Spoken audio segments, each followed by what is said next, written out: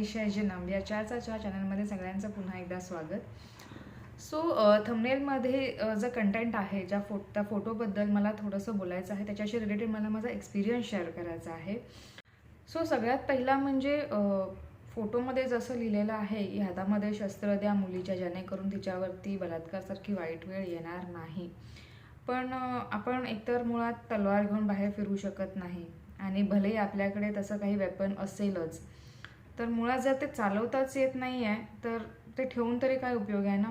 कारण का आपल्याला कसं आहे ना, घरातूनच शिकवलं गेलेलं असतं की मान खाली घालून चाला, कोणाशी जास्त बोलू नका, कोणी काय बोललं तर लक्ष देऊ नका, इग्नोर करा, तुमचा रस्ता बदला किंवा बस बदला, किंवा कुठे जायचं असेल तर वडिलांना घेऊन जा, भावाला घेऊन जा, सो अँड सो।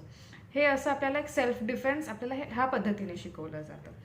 पण मुळात हे असं केल्यानंतर आपण सेफ राहू, ही लोक जर आपल्यासोबत नसली तर मग काय करायचं? मग सेल्फ डिफेन्ससाठी काय करायचं? एकतर मग ऑप्शन आहे की तुम्ही अजिबात बाहेर घराच्या पडू नका, किंवा मुकाट्याने आपलं मान खाली घालून चाला। आताच्या सिच्युएशनला बायकांना सुद्धा नोकरी करणं गरजेचं आहे, मुलींना नोकरी करणं गरजेचं आहे। त्याच्यामुळे त्या कामानिमित्ताने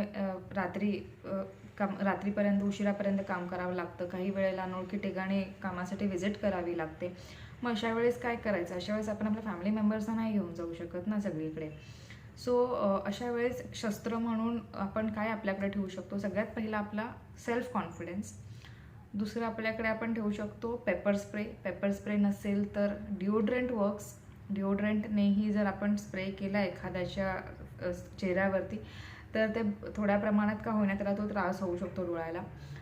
पेपर स्प्रे, डिओड्रंट ही जर नसेल तर आजकाल मार्केटमध्ये स्प्रे बॉटल खूप इझिली अवेलेबल असतात। त्याच्यामध्ये तुम्ही मिरी पूड किंवा मिरची पूडची सॉल्युशन करून तुम्ही ते वापरू शकता, ते ठेवू शकता तुमच्या बॅगमध्ये।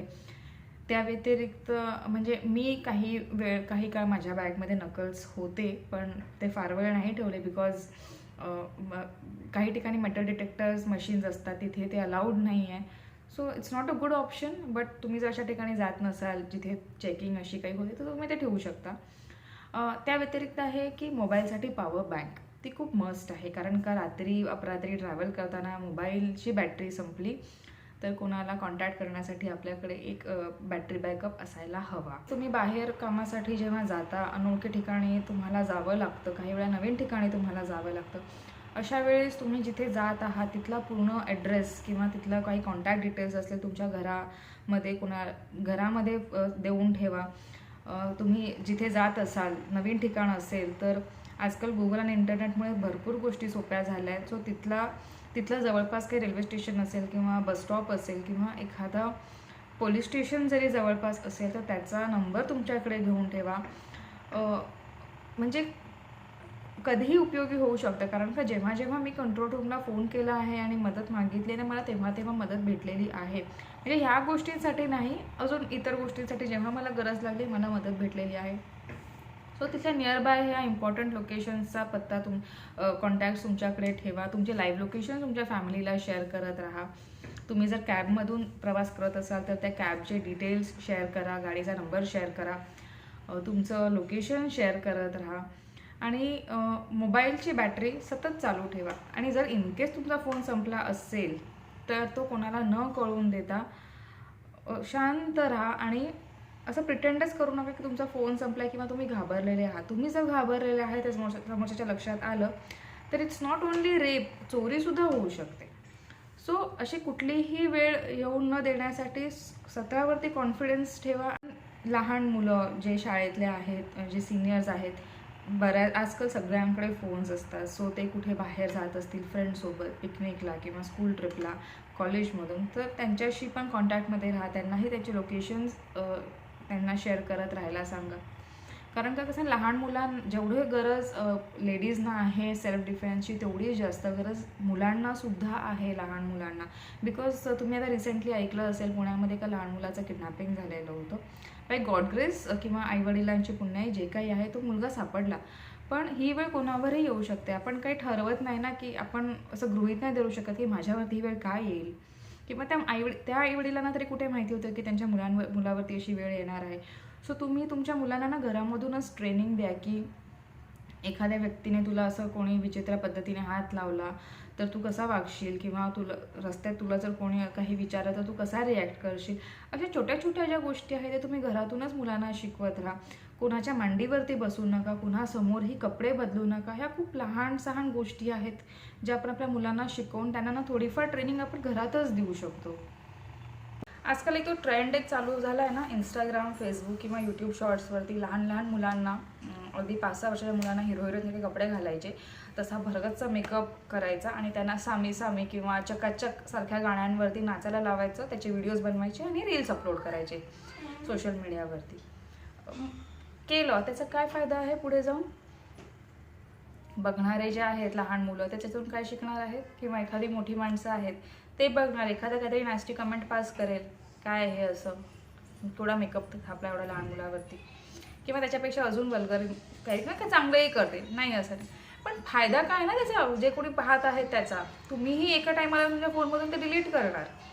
पुढे जाऊन त्या मुलाला तरी त्याचा उपयोग काय आहे, किंवा तुम्हाला तरी त्याचा उपयोग काय आहे, किंवा जे बघणार आहे त्याचा तरी त्याला उपयोग काय आहे.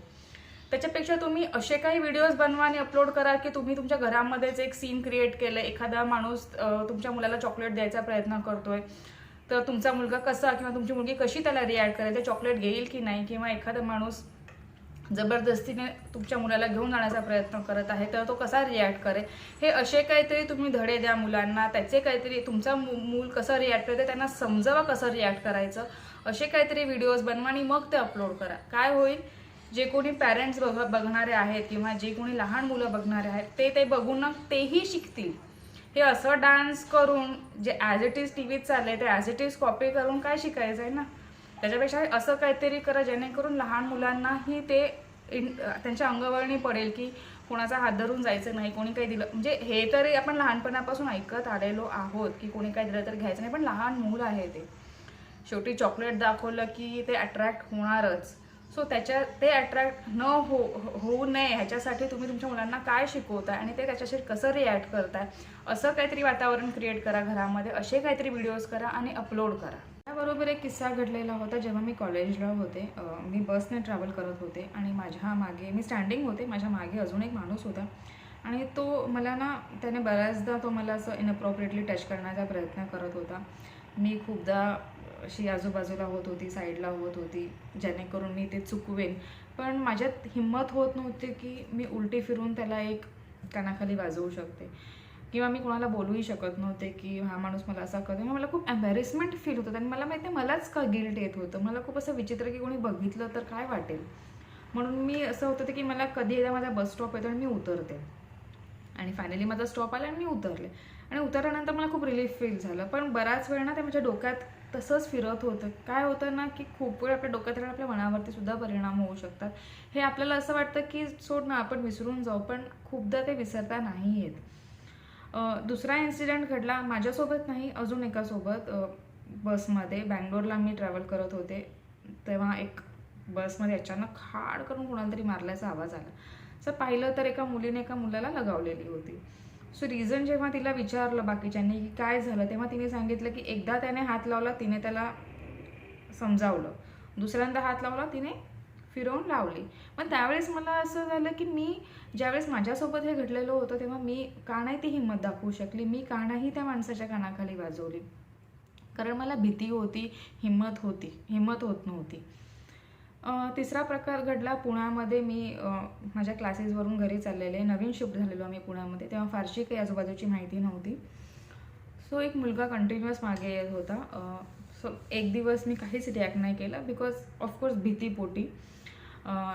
सेकंड डे ज्यावेळेस मी त्याला थोडंसं हिंमत केली, पप्पांना फोन केला सगळ्यात पहिला. पप्पांचा फोन लागला नाही बिकॉज त्यांचं पोलीस स्टेशन खूप जवळ होतं तिथून, पण त्यांचा फोन लागला नाही. सो काय करू म्हटलं, तो खूप वेळ मागे येत राहिला. मग शेवटी मी उलटी फिरले आणि थोडंसं असं दटावून त्याच्याशी मी बोलले.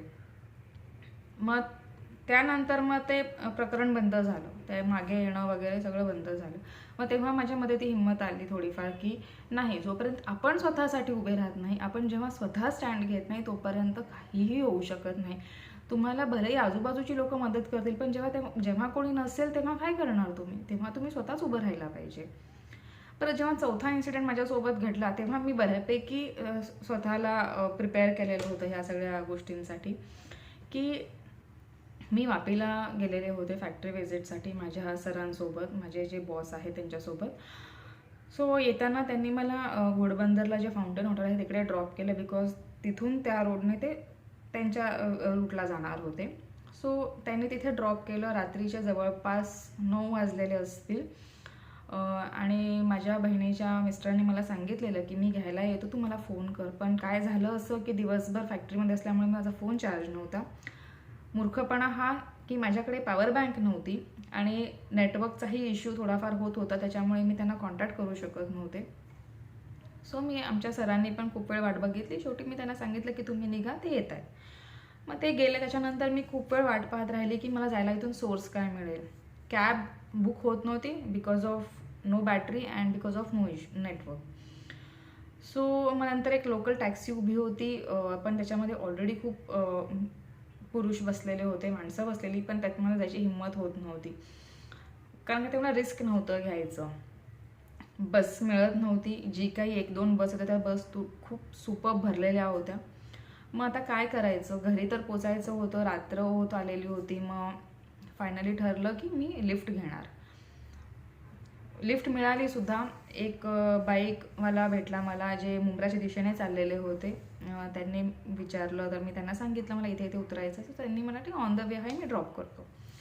परत भीती, कारण का पुढचा थोडासा रोड आहे तो थोडासा जंगल किंवा असा सुनसान टाईप होता. सो मला काय करू आता, म्हटलं तर पर्याय नाही आहे, बस मिळत नाही आहे, कॅब मिळत नाही आहे, घरी तर पोचायचं आहे. मग फायनली मी गाडीवर बसले तर मोबाईलची बॅटरी ऑलमोस्ट डाऊन होत आलेली. मग मी काय केलं, फोन सायलेंटवर टाकला, डेटा पॅक ऑफ केला आणि फोनवरती मी कंटिन्युअस बोलत राहिले की असं प्रिटेंड केलं की माझ्या पप्पांशी बोलते आणि ते पोलीस स्टेशनमध्ये आहे ते आता रिटायर्ड पोलीस ऑफिसर आहेत. सो मी त्यांच्याशी बोलत राहिले की हां आता मी इथून एक बाईकवर लिफ्ट घेतलेली आहे, ह्या बाईकचा नंबर आहे, माझं हे लाईव्ह लोकेशन आहे आणि तुम्ही आता कुठे आहात, तुम्ही पोलीस स्टेशनमधून निघाला आहे का, तुम्ही इकडे येऊन थांबा, मी आता इथे पोचले. असं मी बराच वेळ म्हणजे असं त्याला प्रिटेंड केलं की मी जेन्युइनली मी कोणाशी तरी बोलते आणि त्याला ते सगळे अपडेट्स पोचत आहेत. सो अशाने काय होतं ना, समोरचा माणूस अलर्ट होतो. तुम्ही जर घाबरलात की तुमचा फोन बंद झाला आहे, तुमच्याकडे आता काहीच नाही, तर समजायचं गेम ओव्हर. नाही होत बऱ्याचदा, बट सांगता नाही येत ना, वेळ सांगता नाही येत, रात्र खूप झालेली होती. सो मग फायनली त्या माणसाने मला माझ्या स्टॉपला उतरवलं आणि मी नंतर त्याला काही पैसे देऊ केले की जर मी कॅबने आली तरी मला द्यावेच लागले असते.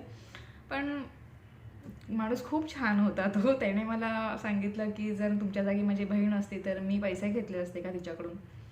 सो खूप एक रिलीफ झालं की नाही, चांगली माणसंही असतात, पण प्रत्येक वेळेस चांगली माणसं भेटतीलच असं नाही आहे किंवा प्रत्येक वेळेस वाईट प्रसंग घडेलच असं नाही आहे. पण आपण जर प्रिपेअर राहिलं तर केव्हाही चांगलं आहे. ते कधीच वाया जात नाही. आपल्याकडे काही गोष्टी आपण जर आपल्या बॅगमध्ये ठेवल्या तर मुळात ह्या सगळ्या गोष्टी बॅगमध्ये ठेवल्यानंतर ना, जेव्हा अशी कधी सिच्युएशन येते ना आपल्यासमोर, आपण कम्प्लिटली विसरून जातो की आपल्याकडे काहीतरी आहे. सो त्याच्यासाठी ना आपण स्वतःला प्रिपेअर केलं पाहिजे की आपल्याकडे हे आहे आणि आपल्याला हे वापरायचं आहे. ते नुसतं बॅगमध्ये ठेवण्यासाठी नाही किंवा 4 लोकांना सांगण्यासाठी नाही की अरे मी हे ठेवते बॅगमध्ये, हे मी वापरते सुद्धा. वेळ आली की हा कॉन्फिडन्स असणंही आपल्यामध्ये तितकंच महत्त्वाचं आहे. सो तुम्हाला हे आजचं टॉपिक कसं वाटलं, माझा एक्सपिरियन्स तुम्हाला कसा वाटला, नक्की तुमचे रिव्ह्यूज मला कळवा कमेंट सेक्शनमध्ये किंवा पर्सनली मला मेलवरती कळवा. तुमचे नेगेटिव्ह पॉझिटिव्ह जे काही कमेंट्स असेल ते कळवा, बिकॉज जितकं पॉझिटिव्ह महत्त्वाचं आहे तितकं नेगेटिव्हही महत्त्वाचं आहे. दोन्ही मला पुढे जाण्यासाठी खूप मदत होणार आहे. आणि ह्या चॅनलला ग्रो होण्यासाठी लाईक करा, शेअर करा, सबस्क्राईब करा. तोपर्यंत पाहत राहा 4चा चहा.